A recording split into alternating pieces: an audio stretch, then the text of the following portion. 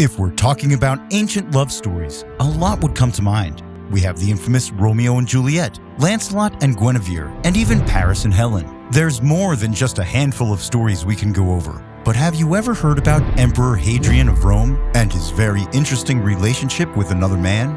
And while you are expecting a happy ending, let me beat you to it and drop a big spoiler. Their love story was everything but beautiful. Causing an uproar and scandal, Hadrian and Antinous were said to be the tale that has never been told. But for today's video, I will be going in to give you a rundown about his life, love, and what he did when the special man of his life died. Welcome to Crazy Histories, where we bring you the craziest and weirdest facts from human history. Some of the things discussed in this video may be offensive or disturbing. Viewer discretion is advised. Who is Emperor Hadrian of Rome? Hadrian ruled Rome for 21 years and achieved much more than the city's previous rulers. Because of this, he became one of the 5 good Roman emperors in history.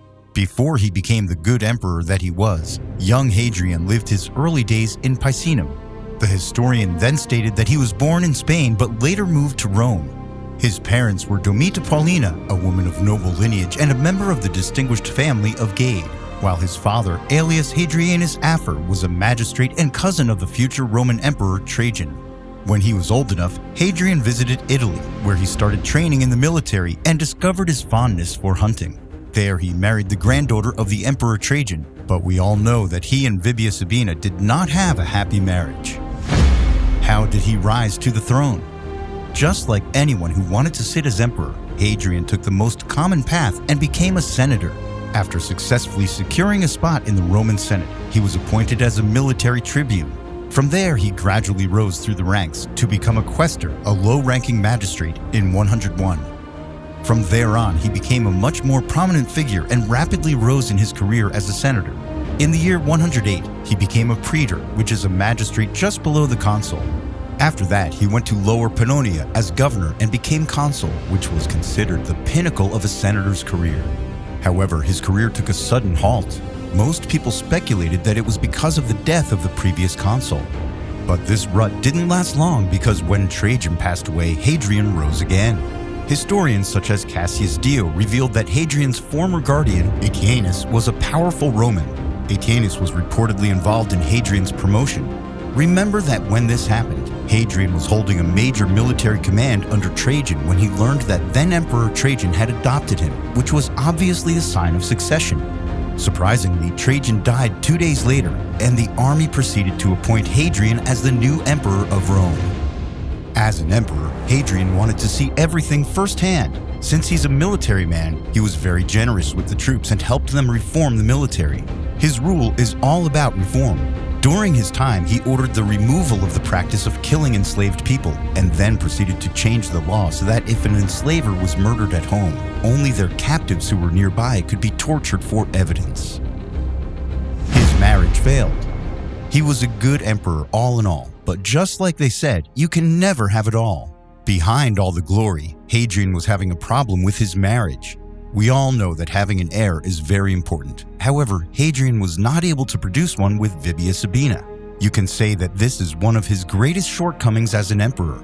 Because of this, rumors about his possible lack of interest in women spread all throughout Rome, and allegations about his homosexuality started. Since her husband doesn't pay attention to her, Sabina looks for another man to comfort her. One of her lovers was the Roman historian Suetonius. After Hadrian learned about their affair, he expelled him from the court as a punishment. Surprisingly, the uproar didn't last that long. Hadrian made up for his failed marriage by doing better, which is what he does best. He continued to rule Rome with vigor and goodwill. Soon enough, people started turning a blind eye to his lack of an heir.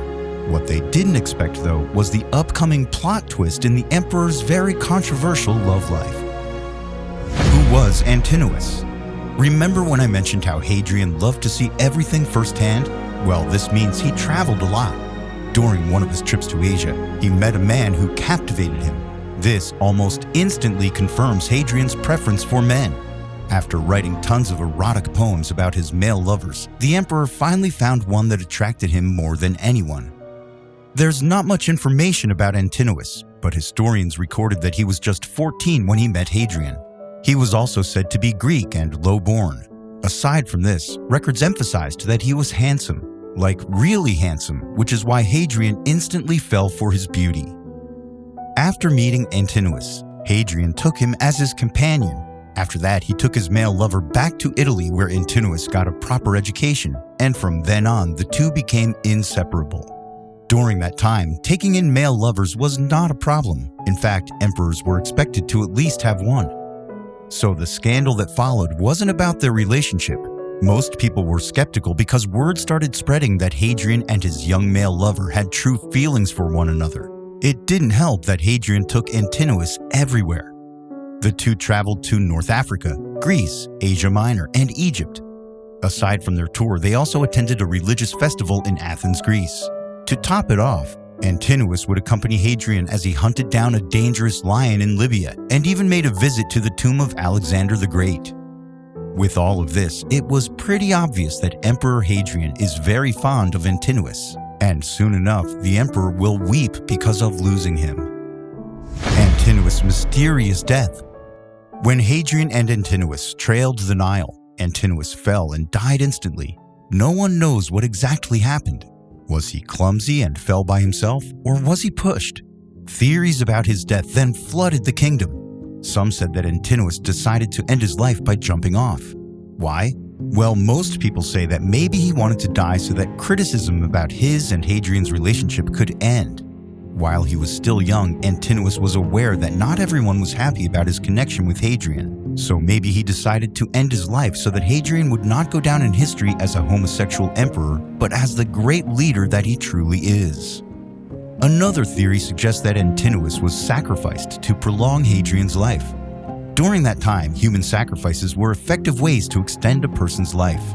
If we follow this line of thinking, it's possible that they saw Antinous as an easy target and drowned him on purpose in an effort to extend Hadrian's life. Lastly, we can't rule out a possible murder. However, no one knows why someone would murder him. Yes, not everyone was happy that Hadrian was very fond of him, but it's over the top to actually take the life of someone so close to the emperor. Looking past the mystery surrounding his death, one thing is certain. Hadrian was devastated by his passing. In fact, the things he did after Antinous' death were epic. For starters, he founded an entire city in memory of his male lover. He named the city Antinopolis. After that, he built temples around the entire kingdom so people would worship Antinous. Not to mention the 2,000 statues of Antinous he ordered to be built. These statues were sculpted by famous Greek sculptors, making sure that prominent features such as Antinous' broad shoulders, curly hair, and other features are created as if people are looking at the very person whenever they see a statue of him. Hadrian's last moments. He died at the age of 62. Most historians believe it was due to heart failure. Some records also revealed that the emperor's death can be associated with a gust in history. This is usually because of a person's refusal to cover his head in heat or cold. According to Dio Cassius, when Hadrian failed to persuade anyone to help him commit suicide, he took up indulgent eating and drinking, which led to his demise. Before his death, he dedicated his remaining days to writing poetry and handling administrative affairs in the kingdom. Hadrian then decided to adopt Antonius Pius and named him as his heir, with the contention that he in turn adopted Marcus Aurelius and Lucius Verus as his own heirs. After that, he was remembered for his buildings and of course for his undying love for Antinous. He was buried at Puteoli, the same site as the former estate of the rhetorician Cicero. After that, his heir finished the great tomb of Hadrian in Rome, where his body was cremated. His ashes were intermingled with those of his family, and he finally found everlasting peace after ruling Rome for 21 long years. We hope you liked the video and hit the like and subscribe buttons. Make sure to enable post notifications and share your thoughts on this strange love story in the comments section. Thanks for watching, and we'll see you the next time.